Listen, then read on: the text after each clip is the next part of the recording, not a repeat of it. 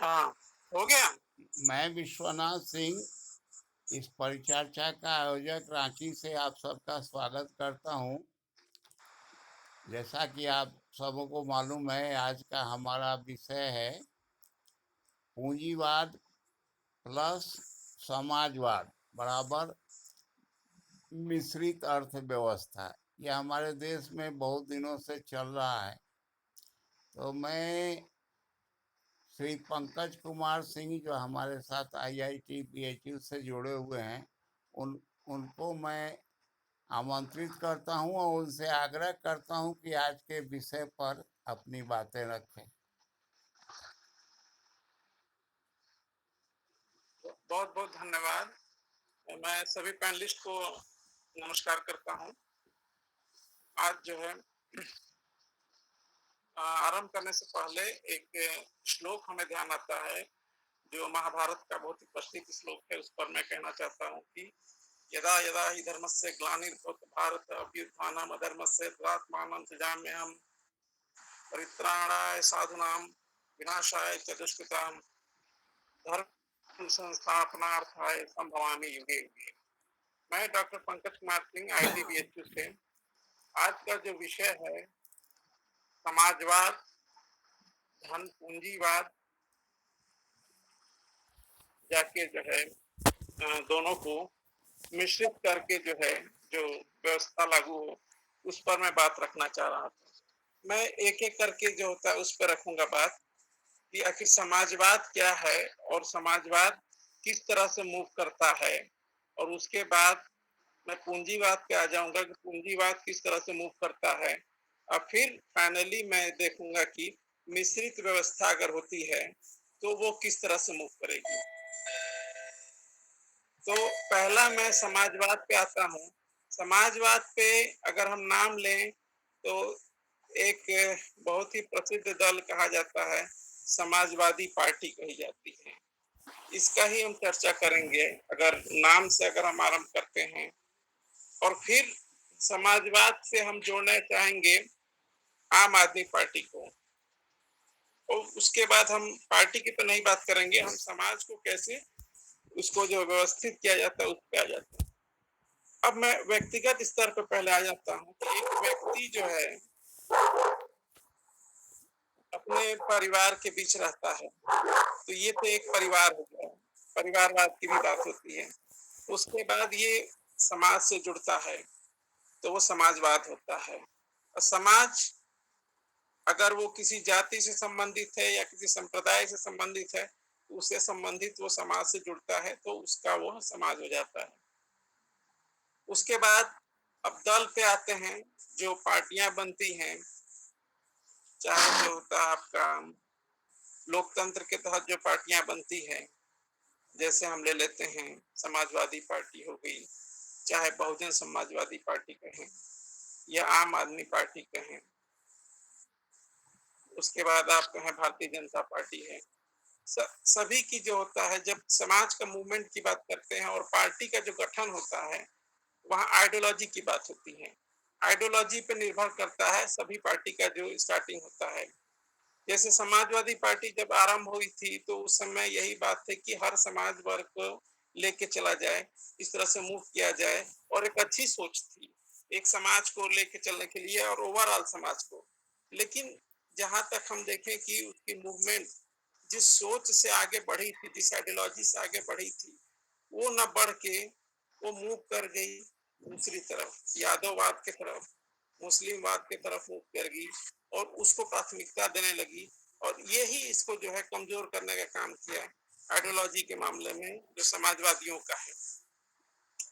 फिर बहुजन समाजवादी पार्टी के भी मैं लेता हूँ, उसमें भी जहां तक है उसमें जो है दलित वर्ग को पहली प्राथमिकता दिया गया था। जब इसका जन्म हुआ, जो होता है इस पार्टी का जो जन्म दिया गया, उस समय जो जनरेशन किया गया तो उस समय जो आइडियोलॉजी आई थी उसमें हमको ध्यान आता है कि दलित को प्रमुखता दिया जाए, एससी एसटी को प्रमुखता दिया जाए।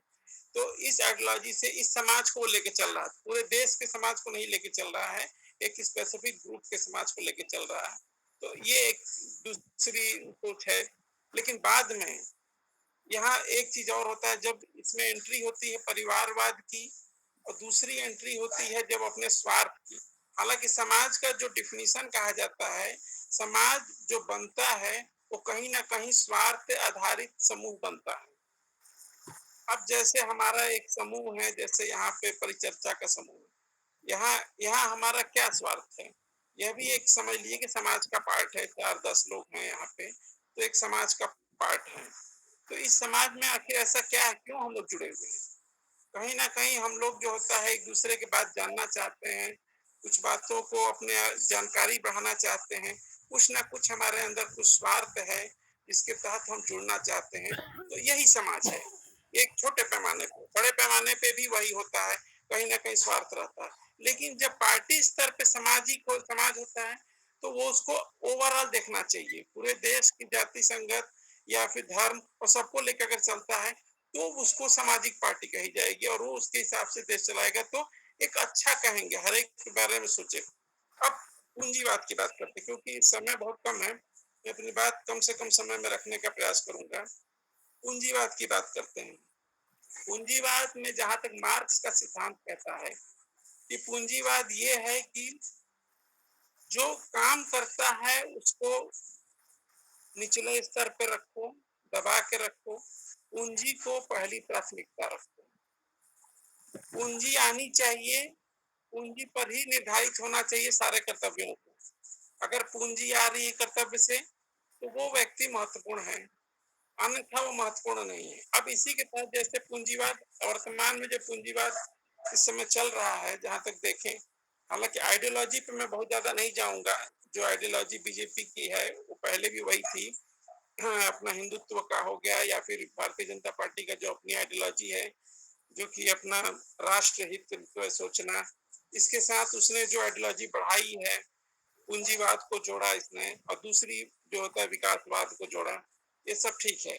लेकिन ये सारे चीजें एक तरह से रिलेटेड हैं और कहीं ना कहीं पूंजीवाद को बढ़ा रही है। अब हम इसमें आ जाते हैं, अब दूसरे यूनिट पे जो होता है कि अगर इन दोनों को मिक्स करने का अगर हम यूनिट देखें, तो ये एक एक जो है कम्युनिस्ट यूनिट आता है। कम्युनिस्ट यूनिट वो है जो एक मिक्स यूनिट है, जहां तक दोनों का है, इसमें समाजवादी भी हैं, पूंजीवादी भी हैं, और दूसरे जो है अन्य विचारक भी हैं, या कहें कि जो होता बुद्धिजीवी वर्ग भी उसमें आ जा रहे हैं। तो वो एक यूनिट है, मिक्स्ड यूनिट है। लेकिन यह भी जब मूवमेंट इसका देखते हैं, तो कहीं ना कहीं जो होता है वो असफल रह रहे हैं चारों तरफ, लेकिन हाँ अपनी आइडियोलॉजी को लेके चल रहे हैं।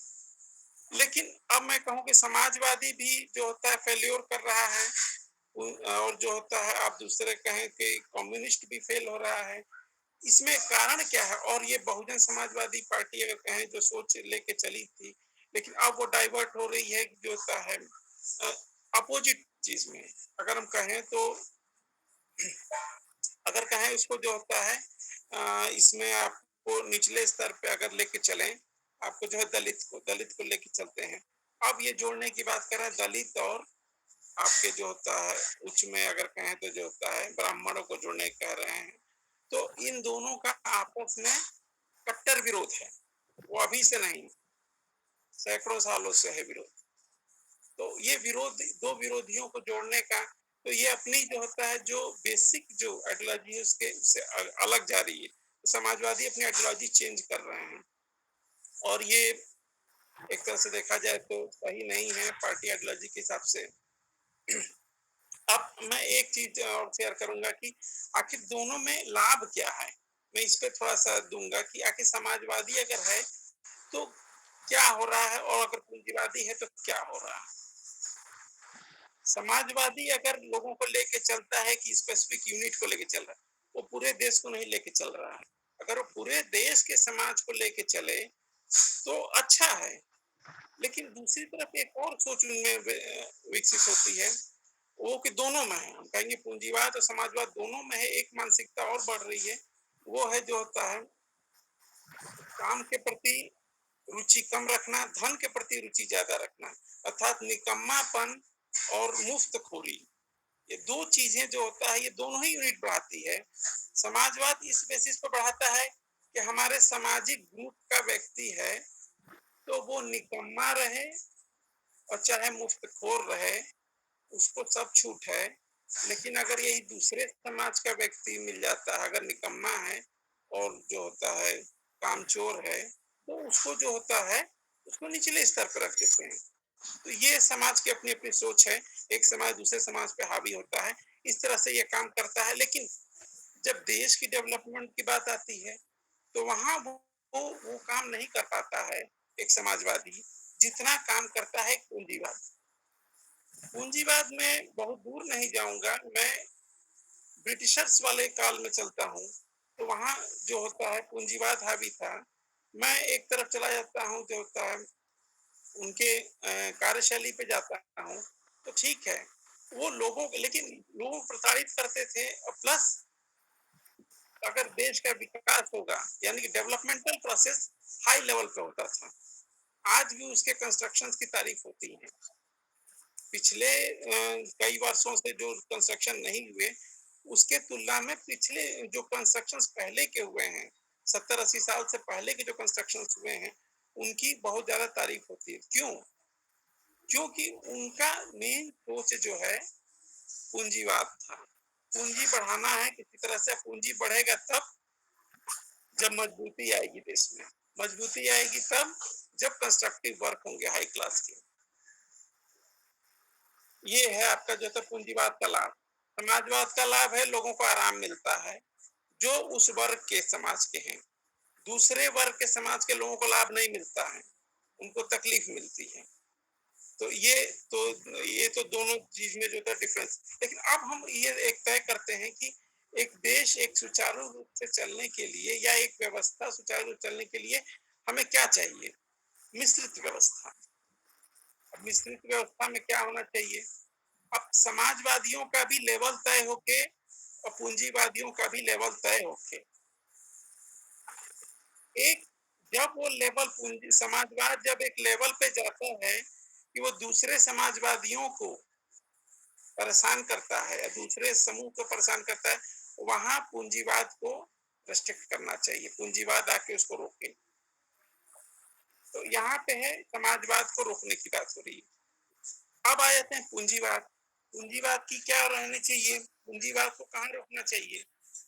पूंजीवाद जब मूव करता है तानाशाह की तरफ, अर्थात ये पूरी तरह से चरम पे चला जाए और सामाजिक या व्यक्तिगत लोगों के ऊपर जो होता है सीधा हावी होता है, वहां वहां रेस्ट्रिक्शन होना चाहिए। जहां पे लोकतंत्र पे अगर हावी होता है वहां रेस्ट्रिक्शन करना चाहिए। लेकिन हाँ, अब जहां पे वो काम चोरी या मुफ्तखोरी को रोकने की बात करता है, जैसे कि अब सरकारी संस्थाओं में जहां भी है, जहां भी निकम्मापन बढ़ रहा है, उसको रोकने की है, वहां रोकना चाहिए।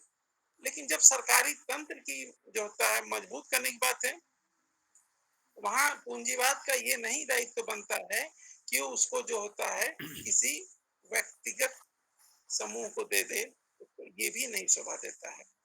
उसको अपने ही हाथ में रखना चाहिए। यहाँ समाजवाद को बीच में आना चाहिए कि अगर सामाजिक संपत्ति जो भी है, अगर वो कहीं ना कहीं मूव कर रही है पूंजीवाद के प्रभाव से, एक व्यक्तिगत संपत्ति बन रही है, तो वहां समाजवाद को रेस्ट्रिक्शन करना चाहिए, रोकना चाहिए पूंजीवाद को।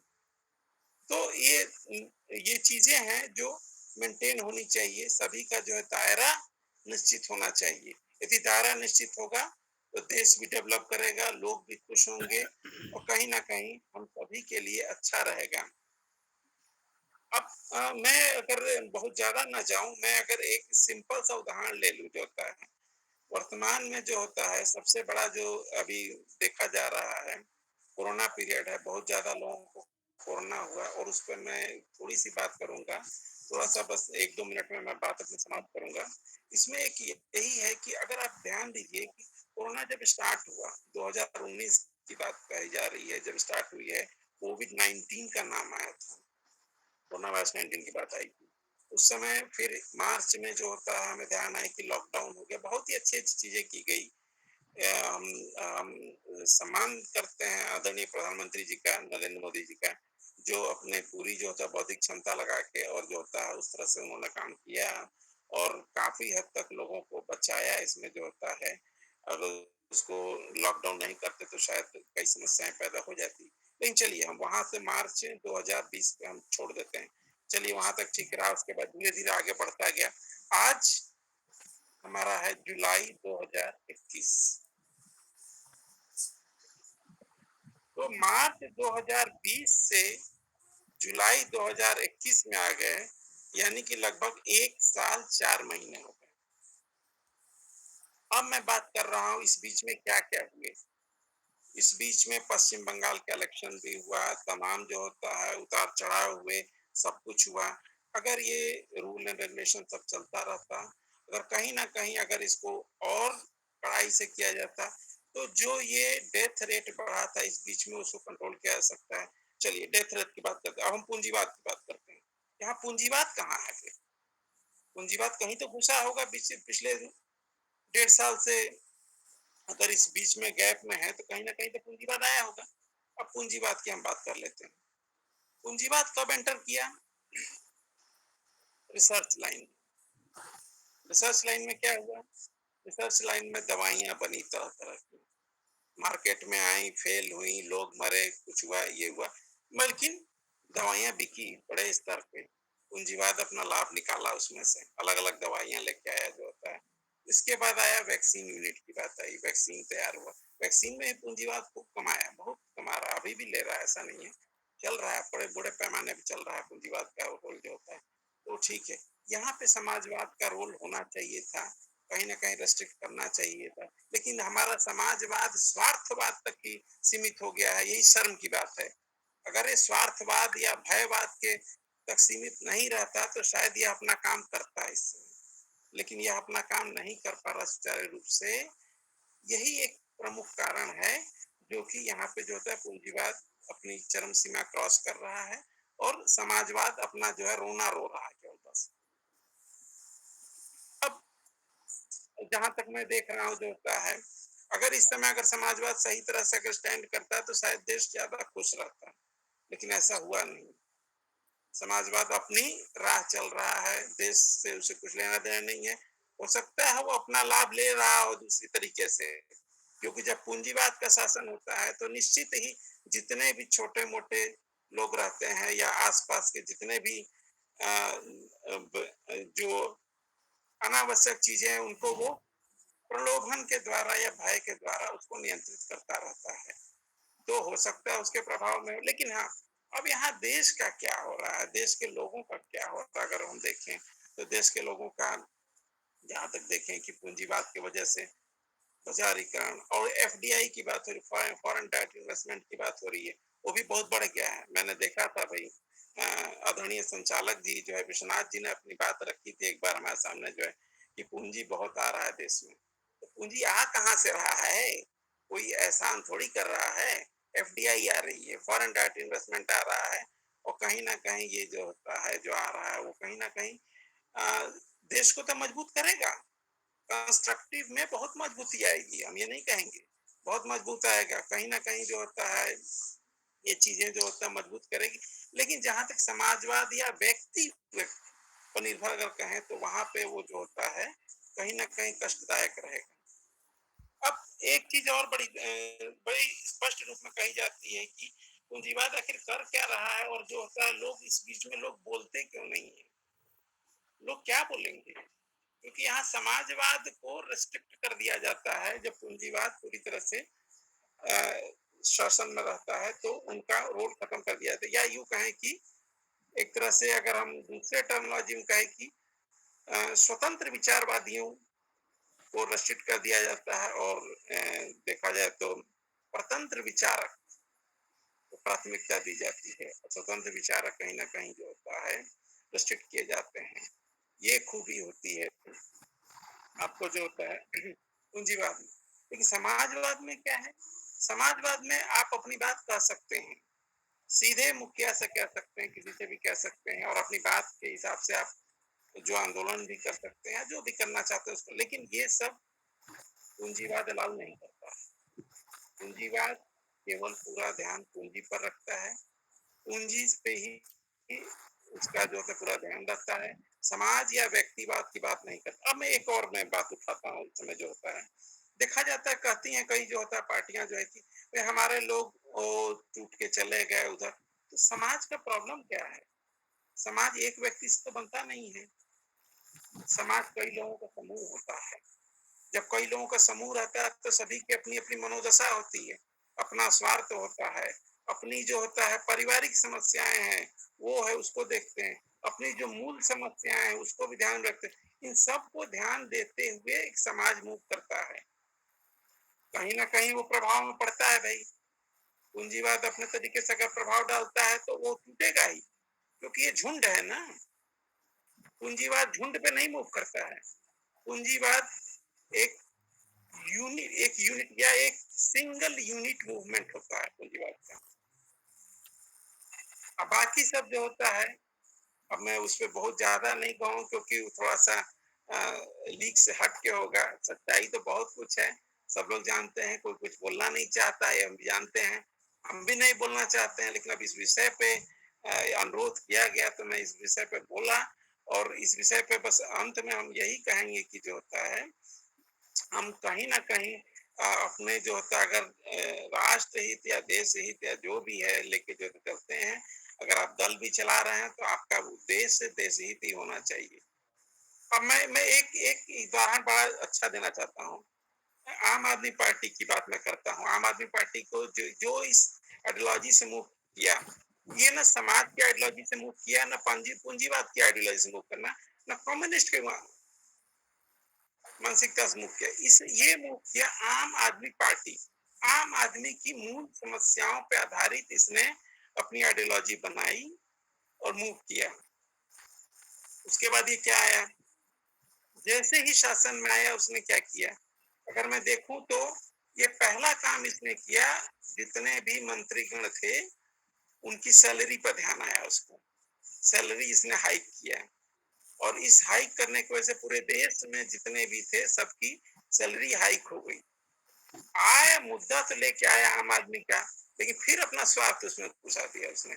तो यहाँ जब स्वार्थ जब आ जाता है तो कहीं ना कहीं उस दल का पतन निश्चित हो जाता है। जैसे अभी जो भी समाजवादी दल है उनका पतन हो गया है लगभग, वो नहीं अपने आप को उठा पा रहे हैं। और ना ही जो होता आप कहें तो कांग्रेस भी जो अपना लेके चलता था देशभक्ति का, लेकिन वो भी परिवारवाद तक रह गया है। और कहीं ना कहीं एक जो होता है राहुल गांधी पर डिपेंडेंट हो गया है। उनको भी अपना जो होता है सोचना चाहिए कि अगर देश हित नहीं हो रहा है उस व्यक्ति से, तो कहीं ना कहीं किसी और व्यक्ति को अपने साथ लेके चलना चाहिए, लेकिन ऐसा हो नहीं रहा है। इस वजह से कहीं ना कहीं जो होता है अन्य दल कमजोर पड़ रहे हैं, और कहीं ना कहीं उनको अगर लाभ मिल जा रहा है तो मौन हो जा रहे हैं। तो इस तरह से चल रहा है पूरी तरह से। अब अंत में हम यही कहेंगे कि मिश्रित व्यवस्था होनी चाहिए, लेकिन मिश्रित व्यवस्था तभी होगी जब कहीं ना कहीं समाजवादी अपने आप को मजबूत महसूस करें, अपनी बात को सही से ईमानदारी से रख पाए। और अगर जो होता है आपका जो होता है पूंजीवाद भी अगर रखे अपनी बात तो बड़ी अच्छी तरह से रखे, लेकिन कहीं ना कहीं वो जो होता है, अगर कोई किसी की भी अगर सीमा सीमा रेखा क्रॉस होती है तो कहीं ना कहीं हर एक व्यक्ति के लिए जो होता है कष्टदायक हो सकता है। इसलिए दोनों ही लाभप्रद है, दोनों ही कहीं ना कहीं हानिकारक है। अगर अपने स्तर पे रहेगा, मिश्रित रहेगा तो बहुत अच्छा रहेगा, देश के लिए बहुत ही बढ़िया है। दोनों दोनों होने चाहिए, लेकिन ऐसा हो नहीं पा रहा है, यही एक दुख की बात है।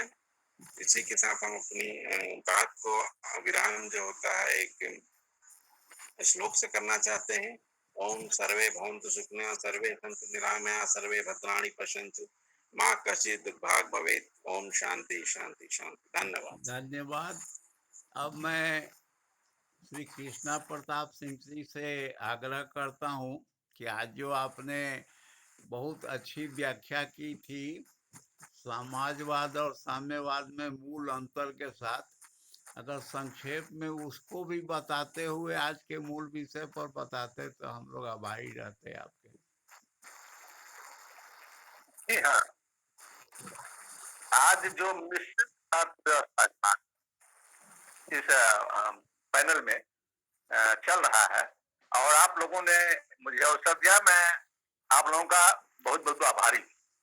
समाजवाद व्यवस्था के विपरीत मिश्रित अर्थव्यवस्था में उत्पादक और उपभोक्ता दोनों अधिक स्वतंत्रता महसूस करते हैं। दूसरी बात, राज्य नागरिकों के कल्याण के भाव को अधिक अच्छी तरह से सुनिश्चित कर पाता है। तीसरी बात, और सार्वजनिक क्षेत्र दोनों में विकास और अनुसंधान के अवसर ज्यादा होते हैं। मिश्रित अर्थव्यवस्था के एक गुण है पर्याप्त स्वतंत्रता। निजी क्षेत्र में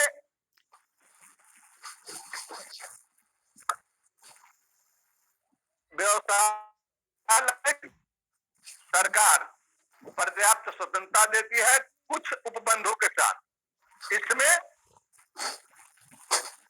व्यक्ति कौन सा व्यवसाय लगाएगा, किसके और कहां लगाएगा, ये उसकी स्वतंत्रता होती है। सरकार सहयोग करती है और कुछ मामले तय कर देती है कि आप लगाएंगे तो आप इन शर्तों को पूरा करना है। दूसरा चीज, जब भी कोई व्यक्ति अपनी पूंजी खर्च करता है तो वह सोचता है कि उसके लिए बाजार कहां मिलेगी। यह व्यवस्था बिल्कुल बाजार के अनुरूप होती है।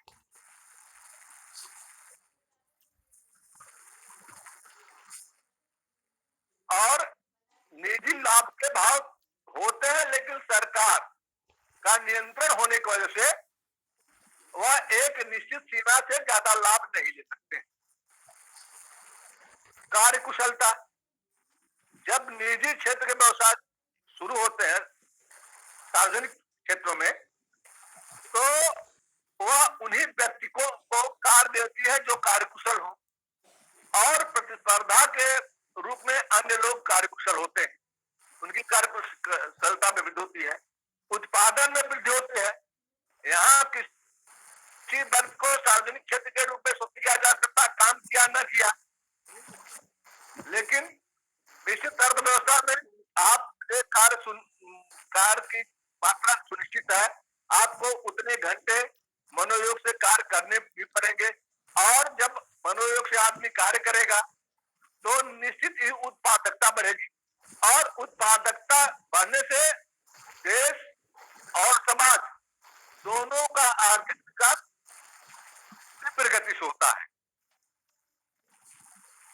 आर्थिक नियोजन में लाभ, अब क्या है कि कई काम है जो सरकार पूंजी नहीं लगा सकती, तो उसके लिए उद्योगपति, व्यापारी, सरकार की शर्त, तो नियोजन में वृद्धि भी होती है, सामाजिक कल्याण में वृद्धि।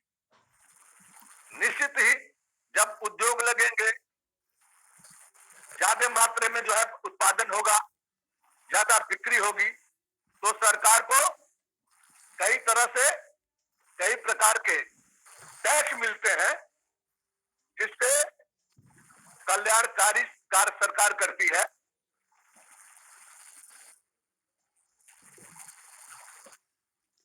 नेटवर्क प्रॉब्लम लगता है हो गया। लोगों के जीवन स्तर में आर्थिक विषमता में कमी। देखिए, अब यहाँ एक चीज है, पूंजीपति की भी एक सीमा है लाभ कमाने की, और श्रम का भी निश्चित मूल्य मिलता है। लोगों के जीवन में जो आर्थिक विषमता होती है कम होती, प्रभावपूर्ण प्रशासन, जो भी उद्योगपति उद्योग लगाए तो निश्चित ही उसका प्रशासनिक स्तर बहुत ऊंचा होता है।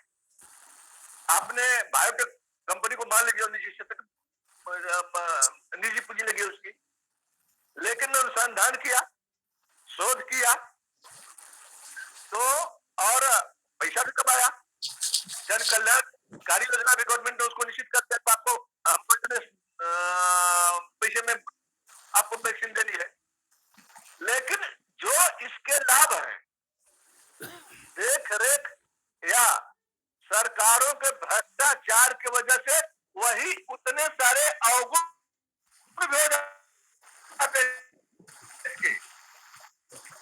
जो इसके लाभ है, अगर पूंजी पर हाथ, उद्योगपतियों के हाथ सरकार खेलने लगती है तो उत्पादन का मूल्य पूंजीपति अपने हिसाब तय करने लगता है, और अगर सरकार बहुत अधिक नियंत्रण कर देती है, बहुत सारे तरह का टैक्स लगा देती है, तो पूंजीपति जो है या उद्योगपति व्यवसाय ही नहीं लगाएगा। तो जितने इसके गुण है, जो जो इसके गुण है, उसको आप जस्ट लगिएगा। ये दो विचारधाराओं की व्यवस्था है, तो एक विचारधारा जहां ज्यादा प्रभावित करेगी दूसरे विचारधारा को, तो दूसरी विचारधारा के लोग उतने ही दुखी हो जाएंगे और उससे लोग प्रभावित होंगे, नागरिक प्रभावित होंगे। तो जो जो इसके गुण है वही इसके दोष है। प्रशासन सार्वजनिक क्षेत्र में कैसा होता है, अकर्मण्य लोग बैठे हैं, पास कुशल श्रमिक नहीं है, तो सरकार दबाव डाल के इसका, अगर जो आरक्षण करने जा रही है, जो चल रहा है, तो दबाव डाल के देखे। अब अगर क्षेत्र भी आरक्षण की श्रेणी में आ जाएंगे तो क्या होगा, उनको कार्य कुशल श्रमिक नहीं मिलेंगे। कार्य कुशल श्रमिक नहीं मिलेंगे तो उनका उत्पादन घटेगा, उनका उत्पादन घटेगा तो कोई भी आदमी पूंजी हानि लगाने के नहीं लगाएगा। तो यह एक निश्चित बिंदु पर सरकार और पूंजीवादियों के सहयोग से चलने वाली व्यवस्था है, उत्तम भी है और खराब भी है। जिस चीज के जो दोष है वही उसके गुण भी है, और जो गुण है वही दोष भी है। अब जितना मैं जानता था इस व्यवस्था के बारे में बता दिया। धन्यवाद। दुर्भाग्य से हम लोग चारों आदमी में से कोई भी समाज शास्त्र का विद्यार्थी नहीं है। अब आपने जितनी बातें कही एग्रीकल्चर पृष्ठभूमि से आने के बाद भी अच्छी बात है। अब मैं मिलिट्री इंजीनियर, पूर्व military engineer Shri SK Singh साहब जो हमारे साथ लखनऊ से जुड़े हुए हैं, आप भी बताएं। आपका तो भाई बैकग्राउंड नहीं है, लेकिन फिर भी जो कुछ कहना चाहें बताएं। हम पंकज बाबू का और कृष्णा बाबू का बहुत अच्छा से सुने हैं, और हमें इसमें सही में ज्यादा नॉलेज नहीं है, लेकिन बेसिक थोड़ा सा मैं जो समझ में आ रहा है बचपन से कि ये मिश्रित व्यवस्था कब नहीं था, पहले शुरू से ही था, जब से समाज का निर्माण हुआ तभी से था। मैं लखनऊ में रहता हूँ, और लखनऊ में एक राम बैंक है। कभी कोई लखनऊ आता है तो देखिए, पुरैनिया एक मोड़ है, उस पर एक राम बैंक है। मैं वहां गया तो बैंक के बारे में जानकारी किया, मैं बहुत बार सुना, तो वहां ऑफिस में गया, आज भी वहां 30-35 कर्मचारी हैं, और एक व्यापारी था। जब ये बैंक बुंक का व्यवस्था नहीं था, वो करीब 150 साल से चला रहा है, और बहुत कम इंटरेस्ट में छोटे व्यापारियों और लोगों की जरूरत के चीजों को अपना पैसा देता था, या कुछ सामान उसके व्यापार होता था वो देता था, उनको जरूरत की चीजों को पूरा करता था, और समाज को व्यवस्थित करके चलाता था। तो गवर्नमेंट जो है डेवलप किया बैंक, इस बैंक के कंपटीशन में वो नहीं आया और उस तरीके का नहीं किया, इस वजह से उसका सीमित हो गया। अब उसका उतना क्षेत्र नहीं है और न उस तरीके से है, लेकिन फिर भी अभी आज के डेट में भी वो चल रहा है। जो लोग हैं जो बहुत दबे कुचले हैं, आज भी जाते हैं। मैं भी गया था, बात किया था उनसे, उनके मालिक जो वंशज है, मालिक तो मर गए जो स्टार्ट किए थे बहुत पहले, उनका तीसरा पीढ़ी अभी चल रहा है, लेकिन है। तो ये तो बहुत पहले की कर रहा था, अंग्रेजों के टाइम से मतलब आ रहा है, उसके पहले से ही आ रहा है। अब मैं ये कहता हूं कि अपने परिवार में, गांव में भी तो ऐसा होता है। सबसे बड़ी बात, समाजवाद की जो मिश्रित व्यवस्था, ये चलेगा तभी सही होगा। मैं साम्यवाद से अलग होकर चल सकता है, लेकिन समाजवाद और पूंजीवाद मिश्रित होगा तभी मजबूती आएगी, डेवलप होगा, और तभी हमारा समाज आगे बढ़ेगा। ये तो क्लियर बात। केवल समाजवाद लेकर चलने से, अब मुलायम सिंह, समाजवाद के दो पार्ट निकले थे, बिहार में लालू प्रसाद जी थे, यूपी में मुलायम सिंह जी थे। दोनों परिवारवाद तक पहुंच करके सीमित हो गए और अब लिमिटेशन हो गया। उधर पूंजीवाद में भी कुछ लोग बिगड़े। पूंजीवाद का एक और उदाहरण मैं रतन कुमार टाटा का बताता हूं। मैं टाटा में जब आर्मी से निकला तो मेरा सिलेक्शन सिकंदराबाद में टाटा में हो गया। मुझे बार बार भेजते थे, रहते थे कि यहाँ चले जाइए, पोस्टिंग यहाँ वैकेंसी है एज ए क्वालिटी कंट्रोलर। मैं बोला लखनऊ में यदि आपकी वैकेंसी है तो मुझे दीजिए, मैं पूरा देश घूमा हूं, अब मैं घर पर रहना चाहता हूं लखनऊ में, वहां कुछ। तो उन्होंने लखनऊ में जो था वो नया पोस्टिंग हुआ था, 6 महीना हुआ था। बोला ठीक है, उनसे बात करता हूं। तो उन्होंने एग्री हो गया पूना जाने के लिए, चूंकि वो महाराष्ट्र के ही बंदा था। और फिर मुझे लखनऊ में, चूंकि लखनऊ में क्वालिटी कंट्रोल का एक ही पोस्ट है, तो उन्होंने मुझे किया पोस्टिंग। उनकी मैं मैनेजमेंट देखा पूंजीपतियों का, इस तरीके का है, और इतना अपने कर्मचारी को ध्यान देते हैं कि जो टाटा में जाता है वो समझता है कि सरकारी नौकरी मैं कर रहा हूं, और निश्चिंत होता है। उसका बैग परिवार तक के सिक्योरिटी लेते हैं, पढ़ाने तक के लेते हैं, लेकिन काम 100% लेंगे। काम में समझौता नहीं होगा कि रिजर्वेशन से रख लिया, या लंगड़े लूल्हे या अकुशल कर्मचारी को रख लिया, ये नहीं चलेगा। काम आपको 8 घंटा करना है, यदि 12 घंटा करना है, एक्स्ट्रा करना है, तो काम इतना है, वो इलेक्ट्रॉनिक्स मशीन लगा है, उतना काम आप नहीं करेंगे तो रेड लाइट वहां जलेगा, और आपके एशिया रोल में जो है मार्क होगा, या आपको 3 से 4 बार में आपको वार्निंग देके दूसरे पोस्ट पर भेज दिया जाएगा। तो ये सब है, तो कुछ तो होना चाहिए, एक नियम तो थोड़ा होना चाहिए। मैं ये तीनों के अलावा मिश्रित में ये बोलना चाहता था कि हमारी ये सब जो समाजवाद बहुत अच्छा था, ये चले, इतना हमारे देश में तो समाजवाद नहीं फला फूला। मिश्रित समाजवाद जो अभी चल रहा है वो चलेगा। पूंजीवाद भी चाहिए, समाजवाद भी चाहिए, और हमारी सबसे पहले सोच सही होनी चाहिए। इन लोगों को सोच गड़बड़ हो गया, लेके चले, दिखावे के लिए कुछ था, किताबों में कुछ था। पंकज बाबू अभी बोले, बहुत अच्छी बात बोले, लेकिन जब तक जमीन पर नहीं उतरेगा, ये बोलने से कुछ नहीं होने वाला। चाहे मैं बोलूं, या कृष्णा बाबू बोले, या पंकज बाबू बोले, हमको जमीन पर उस चीज को उतारना है। जमीन पर उतारने के लिए सच्चे सोच की जरूरत होगा, अच्छे सोच की जरूरत। लालू प्रसाद मुलायम जी समाजवादी लेके चले थे और चेला बने थे उनके, लेकिन वो बाद में क्या होगा, व्यक्तिवाद पर सोच के वो अपने परिवार के बारे में सोच रहे, वो अपने परिवार, समाज चाहे कहीं जाए, यदि समाज के बारे में सोचे भी तो एक व्यक्तिगत समूह के बारे में। हमारा समाज है तो समाज है, उसमें जाति की क्या सोचना है, सारे हैं, इंसान है, सारे इंसान के बारे में सोचता है। कोई शादी करने थोड़े जा रहे हैं कि उसी जाति में करनी है भाई, आजकल तो शादी भी बेजाति में हो रहा है।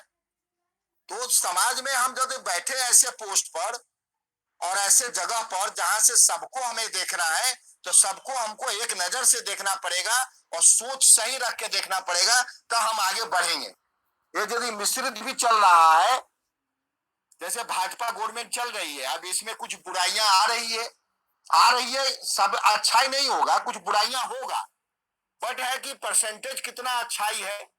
और अभी यदि 20 हमारे पास पार्टियां हैं, 20 पार्टियों में कौन सा पार्टी कुछ हद तक सही है, तब उसके साथ हमको होना पड़ेगा, ये हमारी मजबूरी है। और राष्ट्रवाद फर्स्ट तो बोला जाता है, लेकिन धार्मिक विचार जब होगा और राष्ट्र को भी आगे ले जाएगा। तो हमें धार्मिक विचार होना चाहिए। धार्मिक मतलब पूजा पद्धति से नहीं बोल रहा हूं, हमारी सनातनी सोच होनी चाहिए। यदि हम सनातन के हैं, यदि हम मुस्लिम हैं, तो हमारी अपनी सोच होनी चाहिए। उनके लिए है, हमें उनकी भी इज्जत से देखना है। उनके धर्म भी खराब नहीं है, उनके धर्म के सोचने वाले कुछ लोग खराब होकर के खराब कर दिया है। हमारे में भी कुछ ऐसे खराब है जो खराब करने के लिए उत्साहित है। तो हम यही बोल रहे हैं कि मिश्रित बहुत अच्छा है। इससे पहले हमारी सोच अच्छी होनी चाहिए, तभी जाकर के हम होंगे। और जो कह रहे हैं वो ग्राउंड पर उतारना पड़ेगा।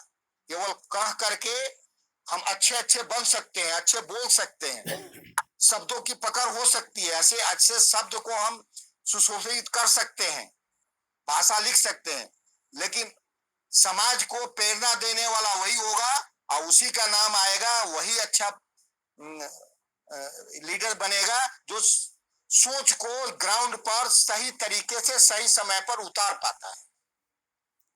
मैं इन्हीं बातों के साथ, मेरा कोई ज्यादा विषय टच नहीं है, मैं भी साइंस का स्टूडेंट हूँ, तो इन्हीं शब्दों के साथ मैं धन्यवाद। अपने बानी अब को समय बहुत जय ज्यादा हिंद, जय हो गया, भारत। तो मैं क्या कहूँ, बोलना तो बहुत था। कार्ल मार्क्स बोलिए के बोलिए, टाइम डास है। कैपिटल से लेकर के एंजिल लेनिन और चे गुएवारा तक बोलना था, तो अब समय कम है, कल बोला जाएगा। मैं एक छोटा सा उदाहरण बता रहा हूँ, उसी में सब निहित है, उसकी व्याख्या कल की जाएगी। मैंने देखा है अपने नौकरी के कार्यकाल में, दो दोस्त थे और दोनों ग्रेजुएट थे। दुर्भाग्य से काफी प्रयास के बाद भी दोनों को नौकरी नहीं लगी। तो लास्ट में उन लोगों ने एक प्लानिंग किया, आइडिया आया होगा कि क्यों नहीं हम लोग दोनों मिल करके एक जो उस इलाके में होता था हल्का कॉन्ट्रैक्ट फार्मिंग जिसको आप कह सकते हैं, वही किया जाए। दोनों अपने अपने घर के गहना बेच दिया जबरदस्ती करके, परिवार के इच्छा के विरुद्ध। जानते हैं कि पुरुष का ही चलता है अपने परिवार में। और दोनों मिल करके वो एकदम विचार बदल दिया, व्यवहार बदल दिया, और एक बड़े भूमिपति के पास गया और उनसे बोला कि आप तो बटाई देते ही हैं किसी को, तो इस बार जितना पैसा आपको मिलता है, माने बटाई में तो अन्न मिलता है, हम आपको उससे ज्यादा देंगे। अब आप बताइए और हमको दोनों आदमी को दे दीजिए 1 साल के लिए।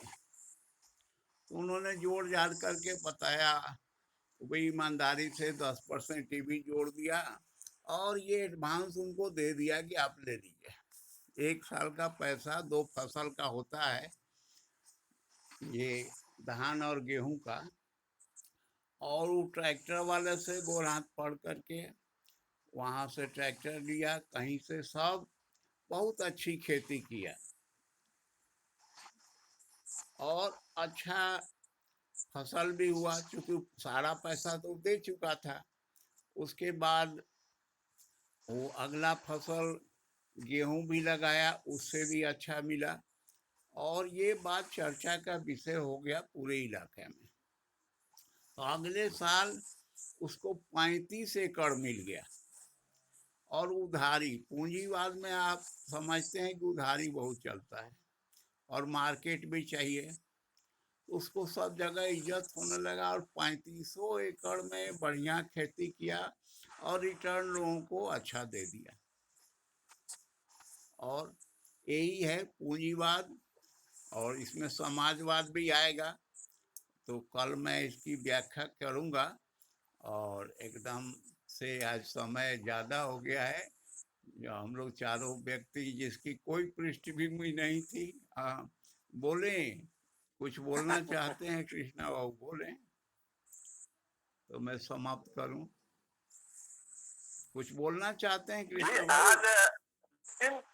2-3 कमेंट मैंने भेजे हैं, कहीं कोई उससे आहत नहीं ना है।